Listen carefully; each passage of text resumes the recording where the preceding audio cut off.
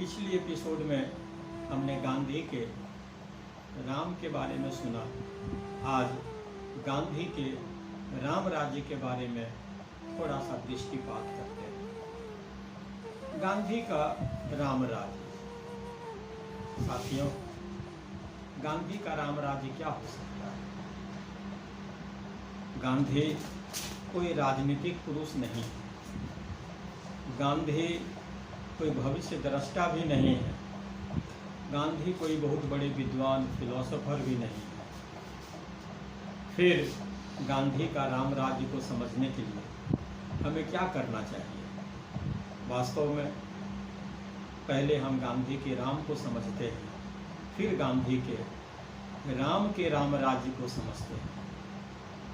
तभी हम पूरी तरह से अपनी समझ को समग्रता में विकसित कर सकते हैं।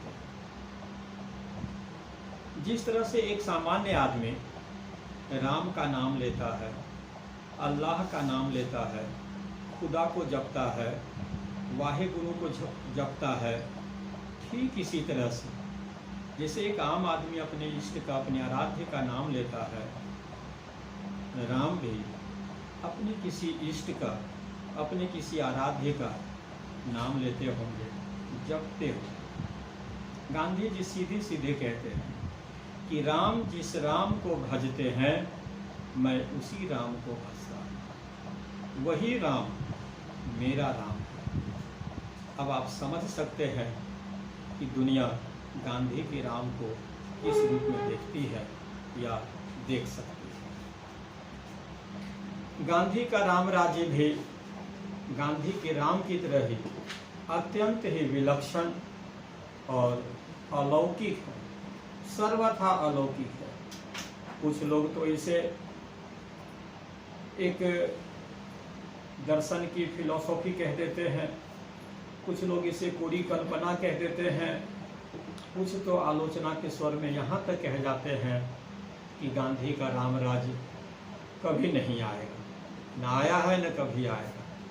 लेकिन सच्चाई यह है कि गांधी का राम राज्य कल भी था, आज भी है, आगे भी रहेगा, और जब तक ये धरा है युगों युगों तक गांधी का राम प्रासंगिक बना रहेगा।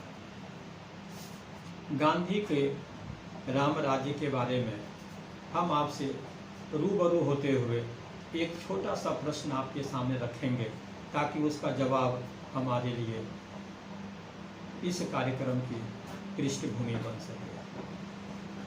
क्या राम का नाम भी उन्माद फैलाने वाला होता है? जो राम नाम उन्माद फैलाता है जनता में, राज्य में, लोगों के हृदय में, क्या वह नाम राम का नाम हो सकता है? कदापि नहीं। राम का नाम वास्तव में हृदय में श्रद्धा स्थान पर रखा हुआ एक इष्ट और आराध्य का वह सार्वजनिक, सार्वभौमिक, सार्वकालिक चिंतन है, दृश्य है, जिसे आदमी अपने हृदय में निरंतर देखता है। उन्माद फैलाने वाला राम का नाम, उस राम के राज्य की कल्पना गांधी के राम राज्य की कल्पना नहीं है। गांधी के राम राज्य में देशभक्ति की पराकाष्ठा है, लेकिन यह देशभक्ति दुकान लगाने की वस्तु नहीं है, यह नमूने कर दिखाने की वस्तु नहीं है। गांधी का राम राज्य अपने सर्वस्व समर्पण, सर्वस्व न्यौछावर पर निर्भर है। इस राम राज्य को समझने के लिए हमें यह समझने की जरूरत होगी कि वास्तव में गांधी का राम राज्य कहाँ से आता है। गांधी जी दक्षिण अफ्रीका से लौटते हैं, पोचरब में अपना आश्रम स्थापित करते हैं। जब 1917 में जब प्लेग बीमारी भारत में बहुत जोरों से फैलती है, तो आनन फानन में पोचरब से सत्याग्रह आश्रम को उठाकर साबरमती के किनारे स्थापित किया जाता है। आगे चल करके यही सत्याग्रह आश्रम साबरमती आश्रम के नाम से जाना जाता है। साबरमती आश्रम में गांधी 1918 में आते हैं और 1930 तक रहते हैं। जब 30 में भारत का विश्वव्यापी अपनी छाप छोड़ने वाला नमक सत्याग्रह का कार्यक्रम जब शुरू होता है, तो उस समय गांधी राम राज्य की बात करते हैं। 1930 में गांधी राम राज्य की बात करते हैं, और इसके पहले गांधी राम राज्य की बात नहीं करते। देश को समझना, देश को परखना और स्वराज्य की प्राप्ति के लिए कार्य करना, यही उनकी मंशा होती है। जब गांधी राम राज्य की बात करते हैं, तो गांधी का राज्य कैसा? तुलसीदास जी कहते हैं कि सरकारें टैक्स के आधार पर चलती हैं। जनता से कितना टैक्स लेना चाहिए?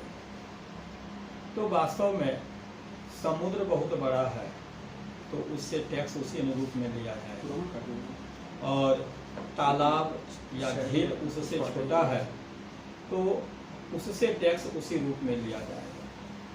अर्थात वाष्प के रूप में जो घन, जो बादल आकाश में एकत्रित होता है, उसी तरह से जनता से टैक्स की व्यवस्था होती है। गांधी के राम राज्य में राष्ट्रपति भवन में रहने वाला कोई राष्ट्रपति नहीं होता। महंगे और विलासितापूर्ण जीवन जीने वाले भवनों का या फिर उनकी दिनचर्या का जीवन किसी विधायक या सांसद का नहीं होगा। हिंदुस्तान का एक आम आदमी जैसा है, वैसा ही उनका एक विधायक होगा, उनका एक सांसद होगा। अगर भारत का अंतिम आदमी इस देश को, इस देश के सांसद को, इस देश के विधायक को अपना आदमी नहीं मान पाता है, तो वह गांधी का राम राज्य नहीं होता। वास्तव में गांधी के सपनों का भारत ही गांधी का राम राज्य। राम राज्य का अर्थ दशरथ का बेटा राम नहीं है। राम राज्य का अर्थ किसी राजा का अपनी प्रजा के ऊपर शासन करना नहीं है। राम राज्य का अर्थ है हृदय में राम का स्थापित होना, मन में, वचन में, वाणी और कर्तव्य में एक रूपता का साधना, और सर्वत्र हरि का दर्शन करना, सर्वत्र सत्य का दर्शन करना, सत्य में ही ईश्वर को मानना, यह गांधी के राम राज्य की परिकल्पना है। आम आदमी जब तक गांधी को नहीं समझता है, तब तक गांधी अपने राम राज्य को आप तक नहीं पहुंचा सकता। वास्तव में राम हृदय में है, और राम का हृदय प्रजा का हृदय है। प्रजा का हृदय और राम का हृदय ही वास्तव में राजा राम है, सेवक राम है। राम का राज्य पॉलिटिक्स का विषय नहीं, यह तो नीति व धर्म, अध्यात्म की सर्वोच्चता है। इसी में राम का राज्य। नमस्कार।